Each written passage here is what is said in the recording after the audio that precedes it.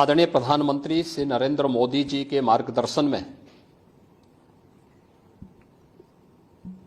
देश की नई संसद में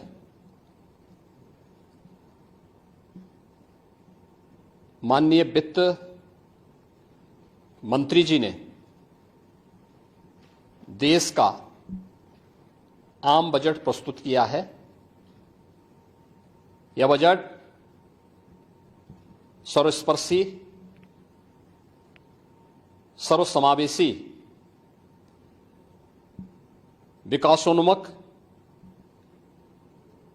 140 करोड़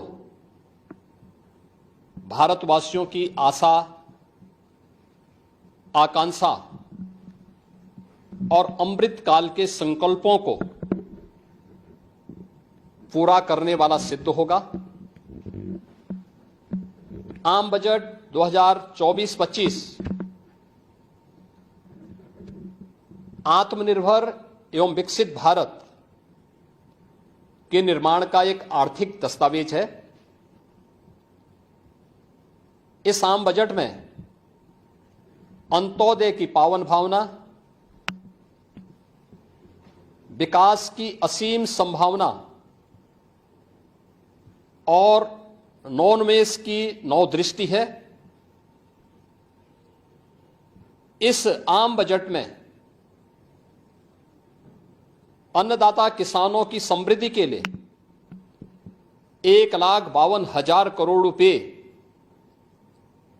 कृषि और सहायक सेक्टर के लिए, महिला सशक्तिकरण के लिए 3 लाख करोड़ रुपए से अधिक का प्रावधान किया गया है। स्वाभाविक रूप से आधी आबादी, देश के सबसे बड़े राज्य उत्तर प्रदेश की आधी आबादी इससे सर्वाधिक लाभान्वित होने वाली है, और खासतौर पर तब जब उत्तर प्रदेश 2020 से ही मिशन शक्ति के कार्यक्रम को प्रभावी ढंग से यहां पर जमीनी धरातल पर उतार रहा है। सर्वाधिक अन्नदाता किसान उत्तर प्रदेश के अंदर निवास कर रहा है। उन अन्नदाता किसानों की समृद्धि में आज संसद में प्रस्तुत आम बजट बड़ी भूमिका का निर्वहन करने वाला है। युवाओं के लिए लाखों नौकरियों के साथ साथ मध्यम वर्गीय परिवार के लिए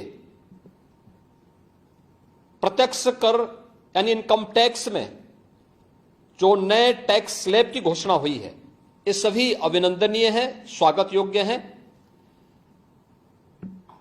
इस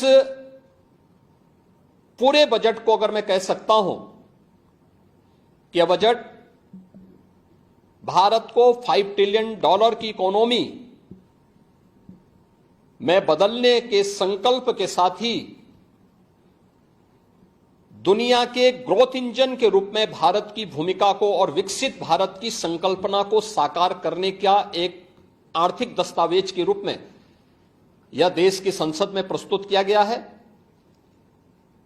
इस 140 करोड़ जनता जनार्दन के लिए समर्पित, उनकी आशा, उनकी आकांक्षा और अमृत काल के संकल्पों को पूरा करने वाले इस बजट के लिए मैं आदरणीय प्रधानमंत्री जी के प्रति आभार व्यक्त करता हूं। माननीय केंद्रीय वित्त मंत्री माननीय श्रीमती निर्मला सीतारमण जी को और उनकी पूरी टीम का मैं अभिनंदन करता हूं। मध्यम वर्ग को राहत देने के लिए इस आम बजट में जो उपाय किए गए उसको लेकर क्या कहना है? देखिए, मध्यम वर्गीय परिवार में टैक्स के बारे में सबसे बड़ी छूट आज उपलब्ध हुई है, और यह लंबे वर्ष समय से यह मांग चली आ रही थी। 3 लाख तक के प्रत्यक्ष कर यानी इनकम टैक्स में कोई भी टैक्स नहीं लगेगा। इसके साथ साथ अन्य जो स्लैब भी दिए गए हैं वे काफी राहत भरे हैं।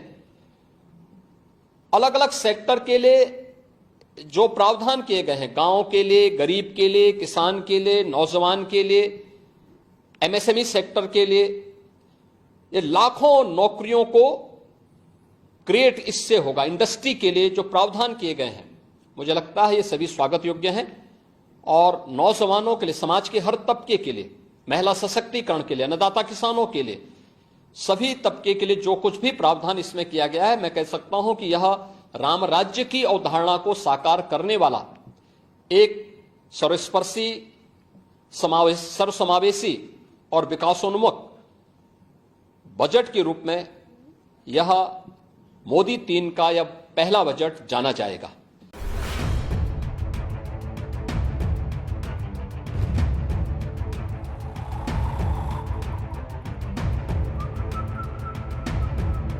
हर बड़ी खबर का असली एड्रेस है खबरनामा, इसलिए हर न्यूज अपडेट के लिए सब्सक्राइब करें और फॉलो करें खबरनामा और इस वीडियो के लाइक बटन को प्रेस कर इस वीडियो पर कमेंट के जरिए अपनी राय देना ना भूलें।